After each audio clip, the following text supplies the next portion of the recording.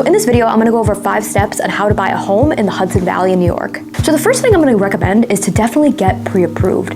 And why do I recommend getting pre-approved? Because if you're not pre-approved for a loan, you're not gonna know what your spending power is when you're going to start looking for homes. There are some people that hold off on getting pre-approved because they're just kind of trying to see exactly what's on the market, but they do wanna buy a home. And if that's the case and they start looking around at all different price ranges in all different areas, they're kind of just setting themselves up for disappointment because they might not be able to afford those homes that they're looking at. So this is why I always say that your best bet is talking to a lender first if you're going to go with a mortgage, because you need to know exactly what you're approved for and what range you're working in here. I don't like setting my buyers up for disappointment, because if you're looking at homes in, say, the $700,000 range, but you can only get pre-approved for 5, that's a big difference in the type of homes that I'm able to show you. And if we were looking at $700,000 homes and now we're gonna be looking at $500,000 homes, you're setting yourself up for so much disappointment. You're not gonna be happy when we're doing that. So it really does help you to just know in advance what you're working with. And that way, if you're not happy with what you're seeing in the budget that you're approved for, you can talk with that lender and figure out what it's gonna take to get you to that next level, so that way you can afford the homes that you actually want in this price range. So after you get pre-approved, you can then decide what location and type of home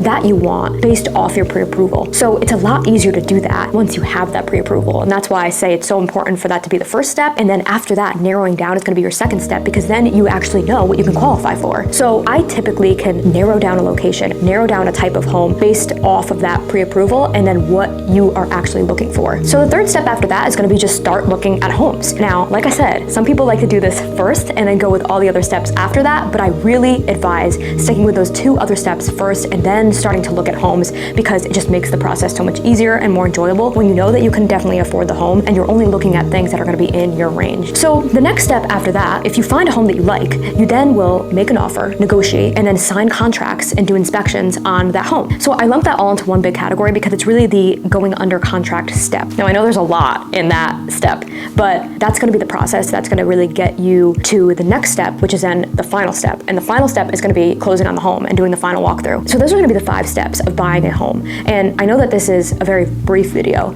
and I'm gonna have a lot of other videos that are gonna be going into details about each one of these steps, but I kind of wanted to give you an overview of start to finish what it typically takes to purchase a home. Now, a lot of people overcomplicate it, but these are gonna be the guidelines of what you're gonna stick to when purchasing. Now, there are nuances and little things that are different in each deal that I do, but at the same time, this is gonna be the basic steps for anybody looking to purchase a home.